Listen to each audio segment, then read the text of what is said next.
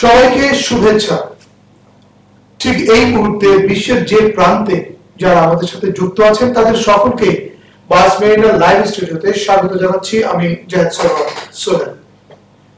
মহান বিজয়ের মাস উপলক্ষে বাস মেরিনার নিয়মিত আয়োজন ৭১ স্মৃতি অনুষ্ঠানে আজকে মহান মুক্তিযুদ্ধের স্মৃতি চারণ করতে আমাদের স্টুডিওতে উপস্থিত হয়েছেন বীর মুক্তিযোদ্ধা আবু আহমেদ। আবু আহমেদ, আপনাকে স্বাগত জানাচ্ছি। আপনাদেরকে স্বাগত, বিজয়ের রক্তিম শুভেচ্ছা।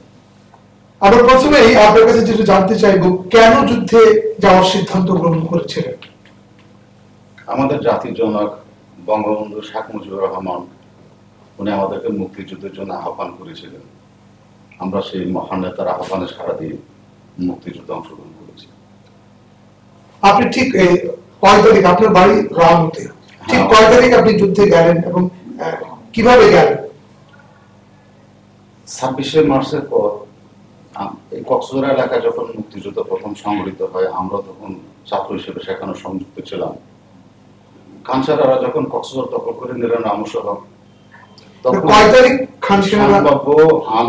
আমরা যাই মেয়ের শেষে, জুনের প্রথম দিকে আমি চলে যাই হাটাজারের নুরানি মিয়াঘাট। তখন ছিলেন মাস্টার ফজলুর রহমান, উনি একজন গ্রুপ কমান্ডার, ওনার আন্ডারে তখন ২৫০ গেরিলা ছিলেন। আমি সেখানে গিয়ে যোগদান করি ওনাদের সাথে। আপনি ২৫১ নম্বর গেরিলা হিসেবে সেখানে যোগদান করলেন? জি। এবং কোন সেক্টরের আন্ডারে? আমরা এটা ১ নম্বর সেক্টরে। মানে আপনাদের কমান্ডার ছিলেন? আমাদের কমান্ডার মাস্টার ফজলুর রহমান, এবং ওনার সাথে আমরা যে অপারেশনগুলি করছি, বিশেষ করে চট্টগ্রাম শহরে প্রথম পর্যায়ে কিছু গ্রেনেড চার্জ করা, লিফলেটিং করা, এটাতে প্রমাণ করা যে বাংলাদেশে এখন মুক্তিযুদ্ধ চলতেছে, স্থির নেই, থেমে নেই। এটা কোন মাসে আপনারা শুরু করলেন? জুন মাসে, মূলত জুন মাসের শেষের দিকে? জুন মাসের মাঝামাঝি থেকে শেষ পর্যন্ত সম্ভব। আপনারা লিফলেট বিতরণ করলেন, গ্রেনেড চার্জ করলেন? আমি একটা ছোট ঘটনা বলি। আমি নিজে সেই হাটাজারি থেকে নুরানবের হাট থেকে একজন কি বলে যারা তরকারির ব্যাপারী আছেন, ব্যবসায়ী, আমি কাঁচা নিয়ে ব্যবসায়ীর বেশ করে মাথায় করে নিয়ে আসছি। আমার যে ছিল মালামাল গ্রুপ ছিল, তার নিজস্ব স্টক গ্রেনেড চিটাঙ্গে গাজুদ্দিন বাজার, আমাদের একটু পূর্ব জানাশোনা আছে, ওই দোকানে জিনিসগুলো রাখলাম। পরে আমরা ড্রেসটা চেঞ্জ করে নিয়ে এসে ওখান থেকে মাল ওগুলো আবার নিয়ে গেলাম। নিউ মার্কেটে গিয়ে আমরা মানুষের ভিড়ের মধ্যে ফাঁকা দেখে আমরা তখন গ্রেনেড চার্জ করে মানুষের মধ্যে পালিয়ে গেছি। বুঝাচ্ছি যে এখানে দেশের মুক্তিযুদ্ধ হচ্ছে। সাথে সন্ধ্যার পর লিফলেটটা ছেড়ে দিয়েছি। তারপর আমরা চলে যেতাম হাটাজারি। এটা প্রথম পর্যায়ে, একেবারে প্রথম পর্যায়ে। আর তখন আপনারা কি ট্রেনিং সেন্টারে আসতেন? ট্রেনিং ছিল, হ্যাঁ, ট্রেনিং সেন্টারে। আর এরপরে আমরা ধরেন হাটাজারি, নুরানিমের হাট, বেশ কিছু অপারেশনে ছিলাম। বিশেষ করে আমি বলবো পূর্ব ফরহাদাবাদ, হালদা নদীর পাড়ে ও পারে আমাদের সাথে ছিলেন তখন মানিক, মুসা, খুব পুরনো বন্ধু, তাদের সাথে যুদ্ধ করেছিলেন, এখন মনে আছে। মানে কোন জায়গাটি যুদ্ধ করেছে? সম্মুখ যুদ্ধ অংশ? সব গেরিলা যুদ্ধ ওখানে ছিল। টোটালি ওই এলাকায় আমরা গেরিলা যুদ্ধ করেছি। জুলাইয়ের প্রথম সপ্তাহে একটা চিঠি আসলেন এ থেকে, আগরতলা থেকে, কক্সবাজারের যে ছেলেটাকে পাওয়া গেছে তাকে জরুরি গতিতে আগরতলা নিয়ে যাওয়ার জন্য একটা চিঠি দিল মাস্টার ফজলুর রহমানের কাছে। উনি আমাকে নিয়ে, তখন আমরা কয়েকজন আগরতলা যাওয়ার পর বিপির হাট পাহাড়ি এলাকায়, ওখানে আরেকটা ফিরতি মেসেজ পেলাম। এই মেসেজটাতে একটা চিঠি ছিল। এই চিঠিটাকে নিয়ে আবার আমাকে পাঠিয়ে দেওয়া হলো মিয়ানমার, তৎকালীন বার্মা। আমি রামু এসে মিয়ানমার যাওয়া আমার জন্য খুব কঠিন ব্যাপার ছিল নিরাপত্তার কারণে। আমাদের রামু এলাকার সাম মিলন বড়ুয়া, উনি এখন বেঁচে নেই, এই লোকটারে পাঠিয়েছিলাম। তখন ওই মিয়ানমারের মধ্যে ক্যাম্পে তখন থাকা আমাদের ক্যাপ্টেন হারুন সাহেব, তৎকালীন ক্যাপ্টেন, জি, তখন হ্যাঁ, উনি তো কালোগড় যুদ্ধের সময় খুব আহত ছিলেন, সেই কারণে মিয়ানমারে ছিলেন। ওখানে বেশ কিছু ইপিআর, ইস্ট বেঙ্গল রেজিমেন্টের লোক ছিলেন ওনার সাথে। এই চিঠিটা পাওয়ার পর জুলাইয়ের মাঝামাঝি সময়ে উনি আমাকে একটা ফিরতি চিঠি দিলেন এবং ওনাদেরকে এই পার্বত্য বান্দরবনের নাইকুনচুরি থানাধীন সোনাইচুরির পূর্ব দিকে মারিকে বাড়া স্কুলে ওরা এসে অবস্থান নিলেন। সেখানে আমরা জয়েন করলাম। রামু থেকে খুব বেশি দূরে না, অনেক দূরে, সোনাইচুরি মারিকা পাড়া স্কুলে। আমরা ওখান থেকে ওই দিনে আমরা সময় তো নাই। কোন মাসের কথা বলছি? জুলাইয়ের মাঝামাঝি। জুলাইয়ের মাঝামাঝি ধরেন 15 থেকে 20 তারিখ হবে। আমরা ওদিন রাত্রে রওনা দিয়েছি ওখান থেকে, রওনা দিয়ে রামুক হয়ে জোয়ারেলা হয়ে ঈদগড় গেলাম। প্রথম মধ্যে দুটো ছোট ছোট অপারেশন ছিল। একটা ছিল জোয়ারেনালায়, তখন সবেমাত্র রাজাকার গঠিত হয়েছে। জোয়ারেনালা যেটা ছিল এই ইউনিয়ন পরিষদ, জোয়ারেনালা স্কুলের সামনে যে পরিষদ, ওই পরিষদে রাজাকাররা থাকতেন। আমরা তাদেরকে ঘেরাও করে রেখেছিলাম। ঘেরাওয়ার পর এখান থেকে একটা র্যাপিড পেয়েছিলাম কিছু গুলি, বাকি সব ওরা আর্মস ছাড়া ছিল। এখানে সবচেয়ে মজার একটা ব্যাপার, এই আজাদ নামে একটা ছেলে, ওর বাড়ি পানির চোরা, সে ওখানে থাকতো, এরা জায়গা ছিল। আমরা যখন আমরা এই ছোট ছোট ছেলে, এরাও তো প্রাণের ভয়ে বা ছাপের মধ্যে আসতোদেরকে আমরা তখন প্রতিপক্ষ চিন্তা করি না, ভয় লাগিয়ে পালিয়ে যাও। তো আমরা দুষ্টুমি করে বলতো তোমাদের কি কেটে ফেলবো, কান কেটে ফেলবো ইত্যাদি। আজাদ তখন বলে না, আমি আপনাদের সাথে যুদ্ধে চলে যাবো, কিছুতে এসে ছাড়া না আমাদেরকে। তো লাস্টে কিন্তু রাজাকার ক্যাম্পে ছিল, রাজাকারই ছিল, এবং আমাদের সাথে প্রকৃততে সে চলে গেছে। আমরা তো এরপরে পায়ে হেঁটে ঈদগাহ চলে গেছি। ঈদগাহ ব্রিজে তখন সেন্টে ছিল রাজাকার ডিউটিতে, জন ডিউটিতে, তাদের সাথে আমাদের গোলাগুলি হয়েছে। ওখানে আমরা দুইটা ফ্রন্ট ফাইট। তারপর আমরা ওখান থেকে চলে গেলাম ইয়েতে, ওই যুদ্ধে যে ফ্রন্ট ফাইটটি হয়েছে, যে সেন্ট্রি ছিল ব্রিজে, তার ফলাফল কিছু, তারা কি পরাজিত হয়েছে নাকি ওরা তো টোটালি পালিয়ে গেছে। এই দুইটা র্যাকেট ফেলে দিয়ে গেছিল, দিয়ে একজন পায়ে কত গুলি টুলি লাগছে, এনজিও আমাদের সাথে দেখা হয় নাই। আমরা দুইটা র্যাকেট পেয়েছিলাম, রেডি চলে গেছি। আমরা তারপর কোথায় গেলেন? আমরা তখন ইয়েতে ঈদগড়ে গিয়ে আমরা একটা নাটক করলাম ওখানে। আসলে খুব মজার বিষয় আমাদের এই সময়টা। তো আমরা তো সবাই একটা সিভিল ড্রেস আমাদের, আমাদের যিনি তখন ইয়ে ছিলেন, কমান্ডার ছিলেন আমার শ্রদ্ধাভাজন এই ক্যাপ্টেন সুভাষ সাহেব, তিনি তখন হাবিলদার ছিলেন ইস্ট বেঙ্গলের। আর আমাদের সাথে আরো বেশ কিছু আর্মি লোক ছিলেন, আমি এদেরকে নাম না বললে হবে না, ফয়েজ ওস্তাদ, জলিল ওস্তাদ, এরা তো অসাধারণ মানুষ। ওয়াহাব রাজা, তারা কি বেঙ্গল রেজিমেন্ট এবং ইপিআর, হ্যাঁ তৎকালীন ইপিআর, ওরা তো আমাদের সাথে কোম্পানি ছিল। আমরা ওই রাজাকার ক্যাম্প, জোয়ারেনালা রাজাকার ক্যাম্প থেকে যে রাজাকারে কতগুলি বিল্ডার ছিল, এখানে বাঁধতো যে রাজাকার, দুইটা বিল্ডার পেয়েছিলাম। এটা দুষ্টুমি করে আমি এবং নুরুল বিল্ডারটা বাঁধছি রাত্রে অন্ধকারে। ভোরবেলায় আমরা ঈদগড় বাজারে গিয়ে উঠি, তো সবাই বুঝতে পারতো আমরা রাজাকার। আমাদের প্ল্যানটা ছিল যে আমাদের প্রতিপক্ষ যারা আছে তারা যেন চলে আসে তাড়াতাড়ি, ওদেরকে চিনে নেওয়া। ও চলে আসলে ঠিক ঈদগড়ের সাবেক চেয়ারম্যান, বড় চেয়ারম্যান হিসেবে পরিচিত, এলাকার খুব বাজে লোক ছিলেন এবং পাঞ্জাবিদের বড় দোষর ছিল। সে এসে আমাদের সাথে যোগাযোগ করলো, একটা সাম ইলিয়াস, এবং ইলিয়াসকে নিয়ে আমাদের অনেক ঘটনা আছে, এগুলি অন্য কোনো সময়। যাই হোক আমরা ওখান থেকে শুরু করলাম, তারপর পৌঁছনিয়া হয়ে আবার ঈদগাহ হয়ে আমরা চলে গেলাম নতুন মোরাংপাড়া, যেখানে আমরা বিরাট একটা ক্যাম্প করলাম। নতুন মোরাংপাড়া আমাদের সাথে যোগদান করলেন ঈদগড়ের প্রতি, এটা হলো নাক্ষণছড়ি, বর্তমান নাক্ষণছড়ি উপজেলায়।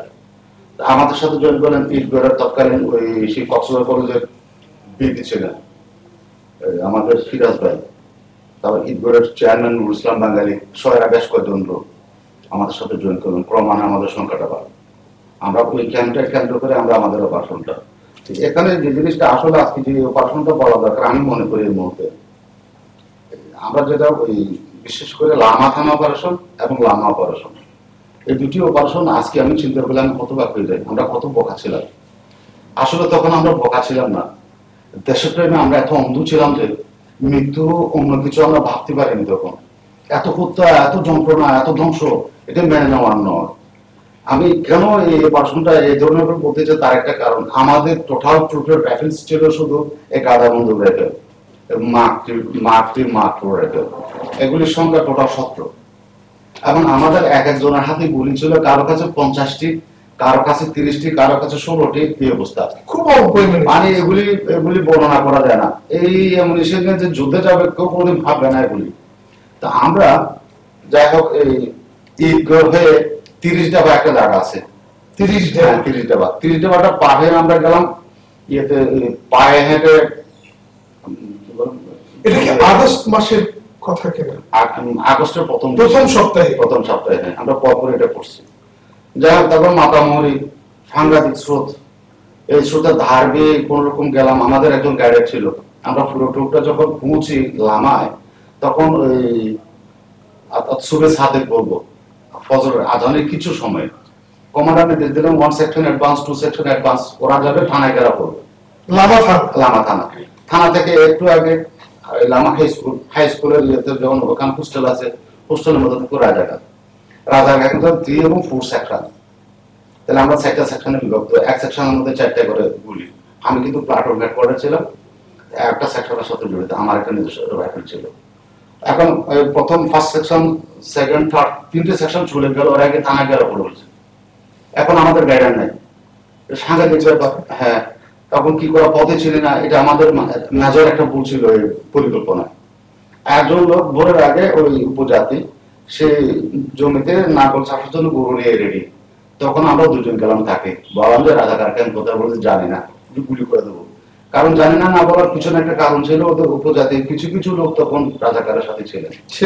হ্যাঁ, কারণ চীনপন্থী যারা ছিলেন তাদের অনেকে তখন রাঙামাটির রাজা ত্রিদিব রায়ও বাক স্বাধীনতার বিপক্ষে ছিলেন, এই কারণে এর প্রভাব ছিল একটা। হ্যাঁ, তখন তাকে যখন আমরা গুলি করে দেবো, তখন ভয়ে বলে দেবো যে এই পাড়ার পরে স্কুল ক্যাম্পটা। তো তাহলে সারা কি করবো, তুমি ঘুরে দাঁড়াও, এই তুমি ওরা পাহারা দেবা, এটা বোগাস, তুমি ওরা পাহাড় দেবো, নড়াচড়া করলে গুলি করে দেবো, আমি কাজে যাচ্ছি। আসলে আমরা কেউ ছিলাম না, সে দাঁড়িয়ে আছে অবস্থায়। আর একটু গিয়ে পাড়া দেখে একজন বয়স্ক লোক, সকালে হয়তো প্রকৃতি ডাকি বেরিয়ে যাচ্ছে, দরজা থেকে মাছ হাতে একটু পা ব্যয় করবো, তখন আমি হাজির বলছি রাজাটা কেন কোথায়, তো বাবু ছেলেরা যে গুলি করবো, যখন ম্যাচ শুরু করবো মধ্যে এই কেন ওই দেখো বাইরে বলা গেলাম, দেখেছি স্কুলের মাঠ, তখন আজান শুরু হয়ে গেছে। দারুণ একটা ব্যাপার ছিল তখন, এই যে হাসনা হেনার গন্ধ আমার এখনো মনে আছে, দারুণ একটা পরিবেশ। করে যাচ্ছি আমরা, প্রায় স্কুলের মাঠ অর্ধেক ক্রস করছি। একটা সেন্ট্রি রাজাকার, অনলি ওয়ান ম্যান, একজন এসেছিল, সে বয়ে তখন একদম বয়ে জশ হয়ে আল্লাহ রসুল ডাক দিয়ে পিছন দিকে পালাচ্ছিল। তখন আমি কমান্ডার পর্যন্ত দৌড়ে পাস করি, দৌড়িকে তাদের টেন্সের মধ্যে আমরা ডিফেন্স নিয়ে নিলাম। এখন স্কুলটা পিছন দিয়ে আমাদের লোক, আমি কিন্তু একদম সামনে ছিলাম টেন্সে, এবং কমান্ডার ছিল না। আমাদের লোক যখন পিছনে চলে গেছে, সে পালিয়ে দিকে আসতে আমি তাকে ধরে ফেলেছি, ধরে ফেলে তার রাইফেলটা কেটে নিলাম। তার এখানে এমিনেশন প্রসেস বাঁধা ছিল, আমার মনে হয় 400 কম না এই এমিনেশন মধ্যে ছিল। আমি ঠিক তখন মনে করছিলাম পৃথিবীতে সবচেয়ে বড় ধনী ছিল সম্ভবত তখন রক ফেলার। আমি মনে করছি আমি তার চেয়ে বড় ধনী আছি, ঠিক সেই মুহূর্তে আমার 400 গোলা বারুদ। হ্যাঁ, আমি হ্যাঁ পেয়ে গেলাম। যাই হোক ওকে ধরে ফেলাম, এরপর আমরা গোলাগুলি করলাম, গোলাগুলি ওটা গুমের মধ্যে ছিল। তো ওরা তখন প্রস্তুতি নিচ্ছিল, একটা করিডোর ছিল, করিডোর দিয়ে ওদের কমান্ডার যখন বেরো, তার এক হাতে ম্যাগজিন আর এক হাতে রাইফেল। আমি তাকে বললাম যে রাইফেল ডাউন, হ্যান্ডস আপ, 2-3 বার বললাম না, তাকে ফায়ার দিলে সে স্পটেড, এবং তার মৃত্যু কমান্ডার সেখানে মারা গেছে স্পটেড। তখন এর ভিতরে যারা ছিল তখন ভয়ে কাঁপতেছিলেন। ওই আমরা তখন আমাদের যুদ্ধের কতগুলি প্রপাগান্ডা আছে, এগুলি প্রপাগান্ডা মানে ধমকি দেওয়া। আমরা তখন জোরে চিৎকার দিলাম, রাজাকার সারেন্ডার করো। আমরা কয়েকজন লোক এত জোরে ছিলাছিলি করলাম যে মনে হয় হাজার হাজার মানুষ।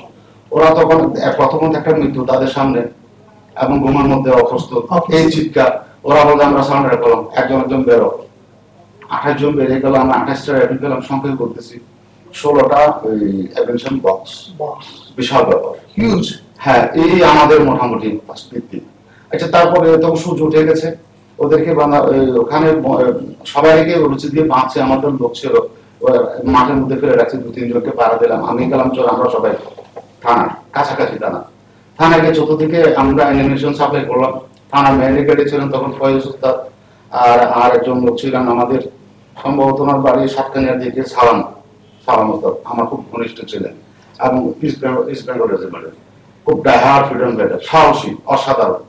সেই থানার পাশে থেকে ওরা পজিশনে ফায়ার করতেছে, তা আমি কি ওর সাথে যোগ দিলাম। পুলিশ কিন্তু ব্যাপকভাবে গোলাগুলি করতেছে তখন। তা আমি সালামকে বললাম যে দেখেন আপনারা কভারি ফাইট দেন, আমি নিচে থেকে ক্রোলিং করে দেয়। থানাগুলো তখন উঁচু সেই ব্রিটিশ মডেল, ওরা দুজনে যখন কভার ফাইট দিল, আমি নিচে থেকে গিয়ে সোজা থানার কানে গেছি নিয়ে দিলাম। তখন আমি ডাইরেক্ট ভিতরে থানার গুলি করতেছি। ওরা আপনি ওদের ভেতরেই তখন? আমি থানার নিচে থানা তো উঁচু, আমি ক্রোলিং করে মার দিয়ে ওদের একদম থানা বরাবর চলে আসছি। উপর থেকে ওরা কভারিং ফাইট দিচ্ছে আমাদের লোকগুলো, তাহলে ওরা আমাকে আক্রমণ করার সুযোগ পায়। আমি যখন থানার মধ্যে এসে তখন আমি যখন গোলাগুলি করতেছি তখন না সারেন্ডার বেরিয়ে আসলো 13 জন পুলিশ। ওদের কাছ থেকে কিছু আগুন পেলাম, 13টি রাইফেল, প্রচুর গুলি, আর কিছু কার্তুজ বন্দুক ছিল, ইত্যাদি ইত্যাদি। ওসি ছিলাম তখন বাসায়, ওনাকে ধরলাম। সবচেয়ে মজার ব্যাপার, এই ওসির বউ আমার কোন স্মৃতি থাকবে সারাটা জীবন। ওনার কাছে একটা মা চিতে পেয়েছিলাম সেদিন। আমার মানুষের সবচেয়ে প্রিয়জন থাকে তার মা। এই মহিলা, আমরা যখন ওসিকে ডাকতেছি তখন সে বেরিয়ে আসে বলতে পোখা ওকে তোমরা মেরো না। আমি বললাম ওকে মারার প্রশ্ন না, ওর সাথে আমাদের কিছু আলোচনা আছে। ও ও মনে করছিল যে আমরা তাকে বেড়ে ফেলবো। কোকা তুমি আমার ছেলে অনেক আকুতি মিনতি, শেষ পর্যন্ত ওর মেয়েরা এসে অনেক আকুতি মিনতি, লাস্টে বেড়ে আসলো ওসি হিসাবে ছোট ভাই। সে ফেনীর ছাত্রলীগের ফেনী কলেজের বিপি, বলছে আমি ছাত্রলীগের ফেনীর বিপি। আমি তার একটা চুপ রাঙিয়ে বকা দিলাম, তুমি ছাত্রলীগের বিপি, তুমি এখানে আসে ঘুমাও। আজকে মুক্তি যারা সূর্য সন্তান দেশের আপনার মতো যারা ওরা যুদ্ধ করছে, আপনি এখানে ঘুমাচ্ছেন, লজ্জা করে না? যাই হোক, এই উচিত বেরিয়ে আসলেন। উচিত বেরিয়ে আসলে এই ব্যাপারটা দিয়ে আমার সাথে কিছু কথা ছিল, তুমি এই ধরনের আমাদের বাইরে আমাদের মানুষকে ডিস্টার্ব করবে না ইত্যাদিতে, তার সাথে যেটা বোঝা পড়ে। তো এই মহিলা, আমি অনেক ঘটনা আছে এগুলি না বলে সংক্ষেপে বলতেছি। তো লাস্টে বলছে পোখা তুমি তো যাচ্ছ, তোমাকে আমি একটা গিফট দেবো, একটা ট্রানজিস্টার রেডিও, খুব ভালো রেডিও তখন ওখানকার সময়। তা আমি বললাম যে মা দেখেন, আপনাকে দেখলো ঠিক মায়ের মতো মনে হয়, অনেকদিন মাকে দেখছেন, আজকে আপনাকে দেখে মা দেখলাম। সে যখন ছেলের মতো আদর করছিল, আজ গিফটটা নেওয়ার আমার তো অধিকার নেই, কমান্ডার পারমিশন লাগবে। উনি আবার থানার সামনে গেলেন, ওখান থেকে বাসা থেকে কমান্ডারকে অনুরোধ করলেন, তবে আমরা এই ট্রানজিস্টায় আমাদের প্রায় সবচেয়ে বড় বর্ষা ছিল তখন, বিশেষ করে সমস্ত সংবাদগুলো জানবার জন্য। সংবাদে বিশেষ করে আমরা এই স্বাধী মালাবেদারের প্রোগ্রামগুলো, হ্যাঁ অনুষ্ঠানগুলো অসাধারণ। সেই গান অসাধারণ, সেই এমআর মুক্তার, আমি শুধু এমন আক্তার মুকুল, অসাধারণ ব্যাপার এমন আক্তার মুকুল, শুধু এমন আক্তার মুকুল না, প্রতিটি গান আমি একটা কথা টনিকের মতো কাজ করছে আমাদের জন্য। বিশেষ করে কোন গানটি আপনাদের টানত? কোনটা গানের কথা কোনটা বলবেন? একটি মুজিবরের কণ্ঠ, মুজিবরের কণ্ঠস্বরের ধ্বনি, প্রতিধ্বনি, কোনটা বলবেন? প্রত্যেকটা গান কোনটা ফেলবো, মানে প্রত্যেকটা গানই শিহরণ, প্রত্যেকটা গান করতে, বিশেষ করে এটা এমন আক্তার মুকুলের এই যে প্রোগ্রামটা দারুণভাবে উজ্জীবিত করতো আমাদেরকে। এখানে আরেকটা বিষয় আমি যে কথাটা বলতে হয়, আসলে যে জিনিসটা আমাদের মুক্তিযুদ্ধ সংগঠিত হওয়ার পূর্বে যারা কাজ করেছিল, আমি বলবো আমাদের বাংলাদেশের সাংস্কৃতিক কর্মীরা, আমি সাংস্কৃতিক কর্মী বলে মনে করি যে এরা সমাজের একটা উচ্চতর স্তর, এবং ওরাই জাতিকে এগিয়ে নিয়ে গেছিল, একটা বড় ইভেন্ট তৈরি হয়ে গিয়েছিল। এখন এটা বড় অপেক্ষা রাখে না যে বিশ্বের যে বিপ্লবী যে তত্ত্ব রয়েছে, প্রতি বড় বিপ্লবের আগে কিন্তু সাংস্কৃতিক বিপ্লব সংঘটিত হয়। বাংলাদেশের ক্ষেত্রেও কিন্তু বলা যায় যে বাংলা ভাষা আন্দোলন একটি সাংস্কৃতিক বিপ্লব যদি আমরা ধরি, তাহলে ৭১-এরটা হচ্ছে কি আমাদের গণবিপ্লব। এভাবে আমরা যদি বিপ্লব তত্ত্ব অনুযায়ী যদি বিশ্লেষণ করি। আচ্ছা, যদি আপনাকে জানতে চাই যে আমরা আপনাদের কমান্ডার, এই যে গেরিলা যুদ্ধ আপনি করলেন, এই সময় কমান্ডার কে ছিলেন আপনাদের? আমাদের যুদ্ধকালীন কমান্ডার এখানে ছিলেন ক্যাপ্টেন সুবান। ক্যাপ্টেন সুবানের নেতৃত্বে আপনারা যুদ্ধ করেছেন। আর হচ্ছে ১ নম্বর সেক্টরে তখন কমান্ডার প্রথমে জিয়াউরও পরে মেজর জেনারেল রফিকুল ইসলাম বীরত্ব আপনাদের সেক্টরের কমান্ডার ছিলেন। আচ্ছা, তারপর এরপর আর কোন সম্মুখ যুদ্ধের অভিজ্ঞতা আছে কি? সম্মুখ যুদ্ধ বলতে আমরা পাঞ্জাবিদের সাথে আমাদের সম্মুখ যুদ্ধ হয়েছিল নতুন পাড়া। কোথায় এটা? নতুন পাড়া আমাদের ক্যাম্প। আচ্ছা আচ্ছা, আমি এই বিষয়টা বলি, কোন মাসে এটা হচ্ছে, আমি একবার তারিখটা বলতে বলতে পারবো, কিন্তু মাসটার কথা মনে আছে। নভেম্বরের শেষে, অর্থাৎ ২১ কি ২২ তারিখ নভেম্বরের, ২২ কি ২৩, তার ২-৩ দিন আগে ঈদের নামাজ পড়ছি আমরা ওখানে। মনে আছে নভেম্বরের লাস্টে, এই ২২-২৩-২৪-এর মধ্যে। আমরা তো এর আগের দিনে বড় একটা অপারেশন, ঈদগাহ অপারেশন করছি। ঈদগাহ, রাজাকার ক্যাম্প, ঈদগাহ ব্রিজ এবং দালাল বাড়িতে একটা বড় অপারেশন করছি। বেশ কিছু রাজাকার আমরা মেরে ফেলেছিলাম এই ঈদগাহ ব্রিজের মধ্যে, এটা বড় অপারেশন। এই অপারেশনটা করার পর আমরা খুব ক্লান্ত ছিলাম, বিকেল বেলায় পৌঁছেছি। ঠিক সন্ধ্যা দেখে আমার এক বন্ধু মুজাফর আহমেদ, সে একজন স্টুডেন্ট গেটের আমার পাশের বাড়ির রামতে, তাকে আমরা মোটামুটি একটু বয়সে আমার সমাবেশী একটু হ্যাংলা পাতলা ছিল ইত্যাদি কারণে আমরা তাকে যুদ্ধে দিতাম না, কিন্তু তাকে আমরা বাইরে ব্যবহার করতাম টোটালি। বিশেষ করে হাটাদারিতে যাওয়া, আমি স্যারের সাথে যোগাযোগ করা, আর এদিকে আমাদের অস্ত্র সাপ্লাই রোডটা ক্লিয়ার করা, বিভিন্ন বিষয়ে সে আমাদের সাথে জড়িত ছিল, ইনফর্মাল হিসেবে কাজ এবং অসাধারণ। সে ঠিক ওই দিন সন্ধ্যাবেলায় গিয়ে আরো ২ জনকে নিয়ে পৌঁছে গেছেন আমাদের ক্যাম্পে, ঈদগড়ে আমাদের ক্যাম্প, ঈদগড়তে ওই নতুন মোরাঙ্গা। আমি তাদেরকে বলছি তোমরা দীর্ঘ পথ হেঁটে আসছো, খুব ক্লান্ত, কোনো কথা নাই, চারটা খাও, ঘুমাও, সকালে কথা হবে। তাহলে আমার সেকশন ডিউটি ছিল, আমাদের সেকশন ওপি পোস্টে। আমরা বলে উঠছি, আমি বাবরচিকে বললাম যে মেহমান আসছে, ঈদের সময় আমরা শ্যামাই টাইমে ছিল, তোমরা কিছু শ্যামাই রান্না করো। বাবরচি শ্যামাই রান্না করছে, মুজাফর নিয়ে আমি মুখোমুখি বসি, দুজনে শ্যামা খাচ্ছিলাম। তখন ভোর ৬টা কি ৬:৩০, বাইরে কয়েকটা রাইফেলের আওয়াজ ছিল। হ্যাঁ, তখন আমি দেন দিয়ে আমাদের কমান্ডারকে ঘুম থেকে ডাক দিলাম, এই কথা কমান্ডার যে বললেন সবাই স্ট্যান্ড করে বলে ইমার্জেন্সি ব্যাপার। মনে করছিলাম যে আমাদের লোক বাইরে গিয়ে হয়তো কোনো শিকার টিকা নেই, ধরুন আমরা তখন একটা টিম পাঠিয়ে দিলাম। ওদেরকে বলা ছিল যদি প্রতিপক্ষ বা যাতে আমরা প্রতিশোধ নেবে ফায়ার ওপেন করে দেবে। যার পরে গেল, ওরা গিয়ে দেখলো যে হ্যাঁ যুদ্ধ ফায়ার শুরু করে দিচ্ছে, ফায়ার শুরু করে আমরা দিতে রেডি। এই যুদ্ধটা শুরু হয়ে গেল। আসলে এটা খুব অসম যুদ্ধ।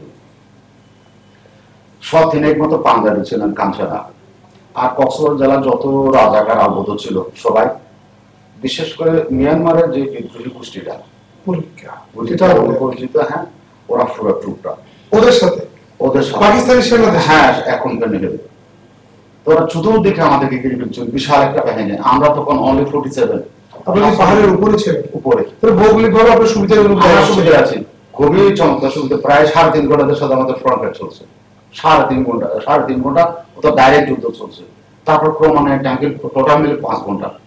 এর বোধ থেকে আমরা তো 11:30 ভোর 6টা থেকে শুরু হয়েছে, প্রায় 11টা পর্যন্ত। 11:30 পরে আমরা আউট হই।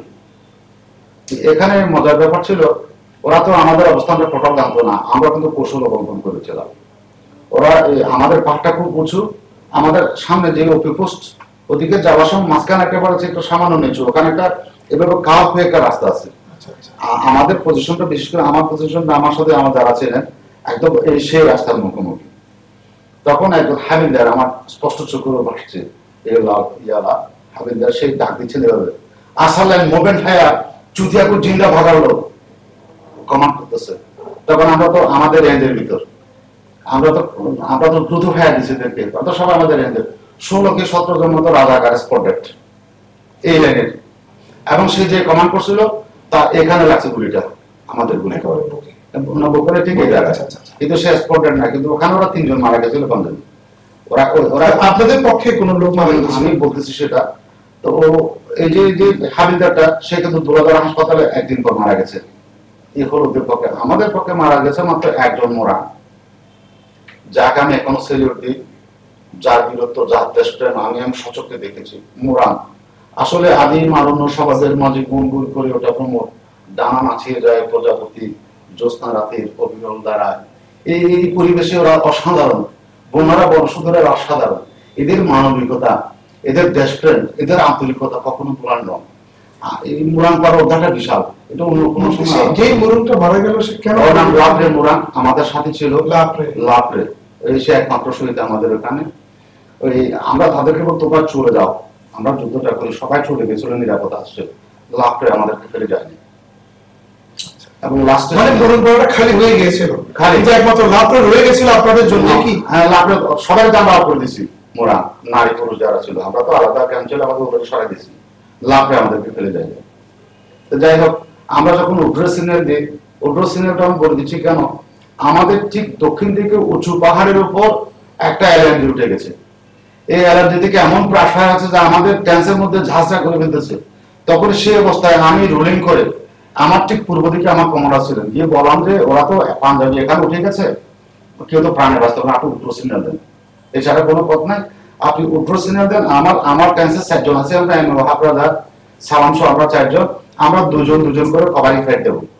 একটা এলাকা 2টা এলাকা থেকে লিখতে আমরা মরে যাবো সবাই। তখন উনি সিদ্ধান্ত নিলেন, আমি রোলিং করে আবার চলে আসলাম। তখন এই আমার রোলিংটার মধ্যে আমার ডানে বামে শুধু পড়তেছে, ঝাঁঝরা করে ফেলতেছে, কেমনি আমার ড্রেসে চলে আসছে রোলিং। আমরা ওখানে গিয়ে তখন আমরা কভারিং ফাইট দিলাম তাদেরকে। 2 জন ফায়ার দিয়েছি, ও অফ। আমার 2 জন 10টা রাইফেল একটা ম্যাগজিনে, 2 জন শেষ করার পর আর 2 জন শুরু করবো। ওই 2 জন শুরু করতে আমরা পালাক্রমে, অর্থাৎ এই এলএমজিটাকে আমরা অফ করে দিলাম। তখন সুমান সাহেব, ক্যাপ্টেন সাহেব, আমাদের কমান্ডার অর্ডার দিলেন মুক্তিযোদ্ধা ভাইরাস স্টপ, আমাদের শত্রুকে আরো কাছে আসতে দাও, আমাদের প্রতিটি গুলি যেন শত্রুর বুকে বিদ্ধ হয়।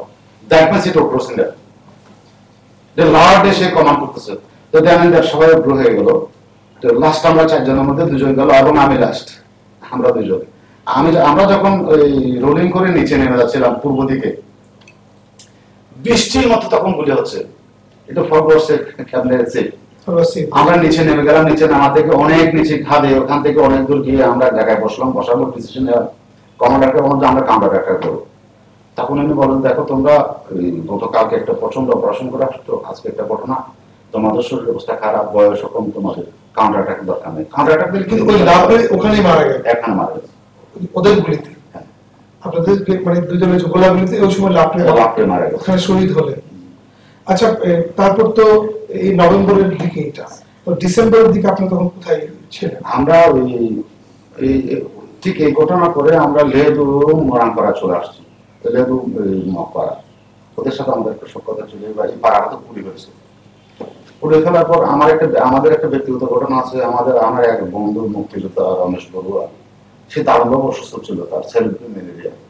তাকে বাঁচানোর জন্য নুরলোক এবং আমি তাকে কাঁধে করে এই লম্বা পথ থেকে আমরা মোটামুটি রামুল নিরাপদ জায়গায় চলে আসছিলাম।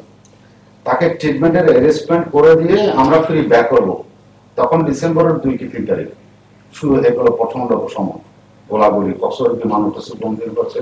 জেনেন যে আমি সুমান সাহেব কমান্ডারকে মেসেজ দিলাম যে আপনারা চলে আসেন কাওয়াপুর।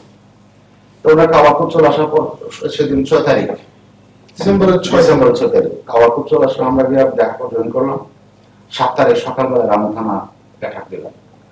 রামু থানা অ্যাটাক দিয়ে রামু থানাটা আমরা দখল করে নিলাম। দখল করার পর আমরা রামুকে মুক্ত ঘোষণা করলাম 7 তারিখ 7ই ডিসেম্বর রামু মুক্ত হলো। রামু মুক্ত এবং রামু চৌমুহনীতে আমরা ওই জাতীয় পতাকা উড়ালাম। উড়ানোর পর আমরা পাবলিসিটি দিলাম যে রামু এখন স্বাধীন। তারপর খুব সম্ভবত আমরা ইতিহাস থেকে যেটা জেনেছি, আপনি মাইক নিয়ে বেরিয়েছেন, মাইকে বলছিলেন যে আজ থেকে এবং জয় বাংলা বলে চিৎকার করছিলেন। এই যে স্বাধীনতার স্পর্শটা পেলেন, কেমন ছিল সেদিন অনুভূতি আপনাদের? কেমন শিহরণ জায়গা ছিল সেই মুহূর্তে? খুব কষ্ট হবে বলতে, অসাধারণ অনুভূতি ছিল।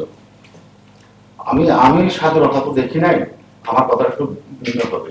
আমার মনে হয় আমরা ঐতিহাসিকভাবে দীর্ঘ সময় আমরা গোলাম ছিলাম জাতি হিসেবে। যাই হোক, আমরা 71 স্বাধীনতা জিনিসটা কিন্তু বুঝে নাই। তবে একটা কল্পনা করতাম, আঁচ করতাম যে এখানে শোষণ নিপীড়ন থাকবে না। আমরা যারা লেখাপড়া করতাম, আমরা অবৈতনিকভাবে লেখাপড়া করবো মাস্টার পর্যন্ত, আমাদের জন্য একটা কর্মের ব্যবস্থা থাকবে। একটা পরিবার সমগ্র বাঙালি, আমরা সবাই মিলে খাবো, আমরা ধীরে ধীরে মাথা তুলে দাঁড়াবো, পৃথিবীকে জানান দেবো যে আমরা একটা সভ্য জাতি। বিশাল একটা স্বপ্ন ছিল। এটা স্বাধীনতাকে আমরা একটু কল্পনা করতাম, আমি আজও করি। আমি এখনো আমি সেই জায়গায় আসবো আপনি পরে। এই সেই 7 ডিসেম্বর আপনার রামুকে মুক্ত করলে, তারপর কক্সবাজার কখন মুক্ত জেলা শহর? তাহলে একটু ধারাবাহিক এক সংখ্যা বলে দিয়ে যায়। 8 তারিখ আমরা উখিয়াটা অ্যাটাক দিয়ে উখিয়া দখল করে নিলাম। 8 তারিখ 9 তারিখ আমরা টেকনাফ দখল করে নিলাম। 10 তারিখ এসে আমরা ওই উখিয়াতে তখন ক্যাম্প করলাম ওই রত্না বালুম হাই স্কুল। ওখান থেকে 10 তারিখ আমরা কক্সবাজার ঢোকার জন্য আসছিলাম এই ব্রিজ পর্যন্ত, লিঙ্ক রোড পর্যন্ত। প্রচন্ড গোলাগুলি হচ্ছে। কক্সবাজার তখন শীত থেকে সেলিং করছে সমুদ্রে। আচ্ছা, ভারতীয় মিত্রবাহিনী প্রচন্ড সেলিং হচ্ছে, কক্সবাজার ঢোকার কোনো অবস্থা নাই। আমরা ব্যাক করলাম রত্না বালুম হাই স্কুলে। তখন মুক্তিবাহিনীর বিমানগুলো আসলে সেই দিনে যে বিমানগুলো এখানে বন্দী করেছে, এরা বাংলাদেশের বিমান বাহিনীর সন্তানেরা, সূর্য সন্তানেরা, 2 মুক্তিযোদ্ধারাই। ওদেরকে আমরা সিগন্যাল দিলাম। আমাদের সিগন্যাল পাওয়ার পর কখনো কোনো আমাদের ওরা ধারণা অবজার্ভ করার পর ওরা নৌবাহিনীকে সিগন্যাল দিলেন। সিগন্যাল দেওয়ার গোলাগুলি স্টপ, সেলিং স্টপ করে 12 তারিখ আমরা কক্সবাজার ঢুকে গেলাম। 12 তারিখ কক্সবাজার ঢুকে কক্সবাজার ঘোরার পর আমরা এই পাবলিক মাঠে আমি নিজে সঞ্চালনা করেছি, কমান্ডার বক্তৃতা দিলেন সোবান সাহেব এবং কক্সবাজারকে স্বাধীন ঘোষণা করলেন। মানুষ দূরে দূরে এগিয়ে আসলো। কিন্তু আমাদের যে বন্ধু যাদেরকে দেখার কথা তাদেরকে দেখে নেই, কিন্তু সাধারণ আমাদের সাধারণ মানুষগুলো দূর দূরে আমরা স্লোগান দিই। আপনারা কি পতাকা উত্তোলন করলেন? ঠিক পাবলিক লাইব্রেরির মাঠে। কয়টা বাজে? 1:30 সম্ভব, 11টা 12টা। তার আগে আপনাদের কক্সবাজার ঢুকতে তো কোনো বাধা আপনারা পাননি? কারণ তার আগে কি এখানে পাকিস্তানি বাহিনীরা প্রায় চলে গেছিল, কিছু অন্যভাবে পালিয়ে গেছে, কিছু অন্যদিকে চলে গেছে। আমাদের অনেক বিনা বাধা আপনার কক্সবাজার শহরে ঢুকলো, এখানে একেবারে বিনা বাধা। তারপর জাতীয় পতাকা উত্তোলন করে কমান্ডার তার বক্তব্য মানে ঘোষণায় কি ছিল? কমান্ডার বক্তব্যের দেশ এখন স্বাধীন, কক্সবাজার এখন স্বাধীন, কক্সবাজার এখন আমাদের নিয়ন্ত্রণে। তো কক্সবাজার আমরা তখন অবস্থান নিলাম চতুর্দিকে। 13 তারিখ দুপুরে সকাল 11টা 11:30 থেকে ইউনিয়ন থেকে শীত থেকে নেনামিরা মিত্র বাহিনী ল্যান্ড করলেন। আমরা একটা গ্রুপ দিয়ে, আমি ছিলাম সেই গ্রুপে। আমরা গিয়ে ওনাদেরকে রিসিভ করলাম।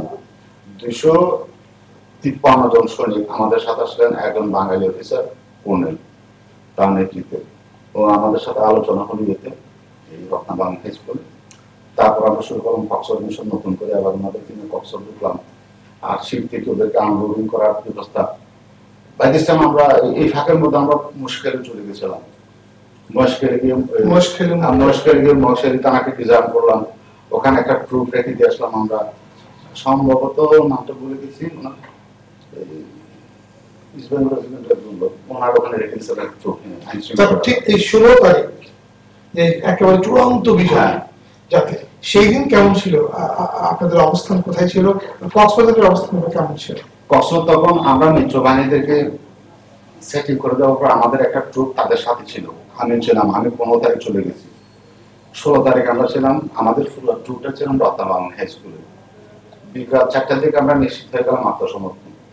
তারপর বাদ বাংলা উল্লাস, আমরা আকাশের দিকে প্রচন্ডভাবে গুলি করিয়েছি, এসে গোলাগুলি করতে করতে উল্লাস করেছি। মানে এই উল্লাস জীবনে আত্মহত্যা হবে কিনা জানি না, এমন উল্লাস। তারপর দেশ স্বাধীন হল। এই স্বাধীন দেশে আপনার যে প্রত্যাশা নিয়ে যুদ্ধে গেছেন, সেই প্রত্যাশার বাংলাদেশ কি পেয়েছেন যদি প্রশ্ন করি? না, এখানে দুইটা জিনিস। একটা হচ্ছে বঙ্গবন্ধু ভাষাটা আমি বলি, এবারের সংগ্রাম মুক্তির সংগ্রাম, এবারের সংগ্রাম স্বাধীনতার সংগ্রাম। আমরা স্বাধীনতা পেয়েছি, মুক্তিটা পাইনি। একটা ভৌগোলিক স্বাধীনতা পেয়েছি, মুক্তি পাইনি। আচ্ছা, আজকে এই স্বাধীনতার 42 বছর পর জাতির কাছে আপনার প্রত্যাশা কি? পরবর্তী প্রজন্মের জন্য আপনার আহ্বান কি? আমার আহ্বান একটা জিনিস, যে জাতি ইতিহাস জানবে না আমি তাদেরকে ভিখারি বলি। আসলে আমাদের মুক্তিযুদ্ধের যে বীরত্বপূর্ণ ঘটনাগুলি, টোটাল মুক্তিযুদ্ধ, এখানে এমন কতগুলি জিনিস আছে। যেমন আমি নৌবাহিনী, বাংলাদেশ নৌবাহিনীর যে অপারেশন জ্যাকপট, এই অপারেশন জ্যাকপট যারা শুনেছে, পৃথিবীর বহু বড় বড় সামরিক দ্বারা হতবাক, এটা কেমনে পারে? এত বড় সম্পদ আমাদের হয়ে গেছে, এগুলি আমাদের প্রজন্ম জানে না। এবং যে জাতি ইতিহাস জানে না তার ভিতরে দেশপ্রেম জন্মায় না। এবং আমাদের যে বিমান বাহিনীর যে বিমান, বাংলাদেশের বিএফ, বাংলাদেশ এয়ারফোর্স গঠিত হলো, এবং তার সামান্য একটা হেলিকপ্টার নিয়ে, পরিবহন হেলিকপ্টার নিয়ে যারা যে চট্টগ্রাম অ্যাটাকটা করলো, এটা হলো বীরত্বের কথা। আচ্ছা, আপনাদের কাছে আমাদের কক্সবাজারের স্বাধীনতার দলিলগুলো কোথায় আছে, কিভাবে আছে, আপনি কি জানা আছে? কারণ আপনি অনেকদিন কমান্ডের দায়িত্ব পালন করছিলেন মুক্তিযোদ্ধা সংসদে। দেখুন, এই প্রশ্নটা খুব কঠিন। আমি বলি, স্বাধীনতার শত্রুরা, পরাজিতরাও প্যারালাল বেঁচে আছে আমাদের মাঝেও। আমরা যারা মুক্তিযুদ্ধের কথা বলি, মুক্তিযুদ্ধের পক্ষের কথা বলি, আমাদের মাঝেও কিছু অনুপ্রবেশকারী আছে।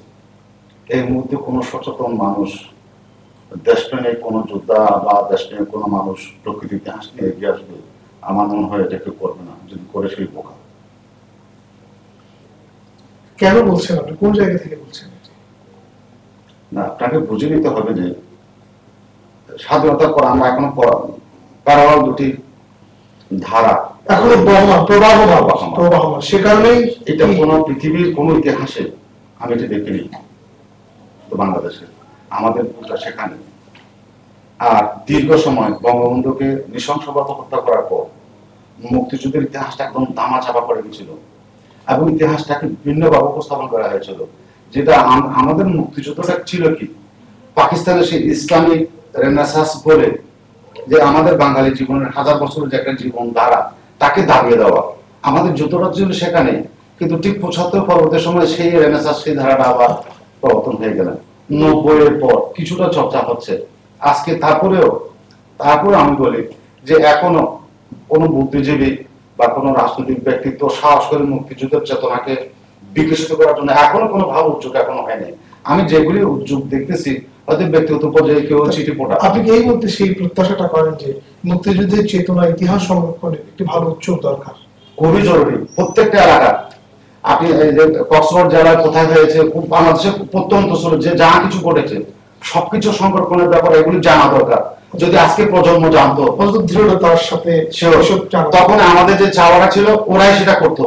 ওরা তো জানে না, ওরা পথহারা। আপনাকে অশেষ ধন্যবাদ। ধন্যবাদ আপনাকে। দর্শক, এতক্ষণ যারা আমাদের সাথে ছিলেন তারা শুনছিলেন মুক্তিযুদ্ধে বীরত্বের কথা, বাঙালি নামক একটি জাতি রাষ্ট্রের সৃষ্টির প্রসব বেদনার কথা। আর আমরা বলি স্বাধীনতা মানে এক ধরনের অধীনতা, একটি সীমানার অধীনতা, একটি পতাকার অধীনতা, একটি জাতীয় সঙ্গীতের অধীনতা, সুন্দরীর অধীনতা। আর সমস্ত সুন্দর বিলিয়ে নিতে হোক আমাদের স্বাধীন বাংলাদেশে, তবেই স্বাধীনতা অর্থবহ হয়ে উঠবে সকলের কাছে। এমন প্রত্যাশায় শেষ করছে আমাদের আজকের আয়োজন। সবাইকে ধন্যবাদ।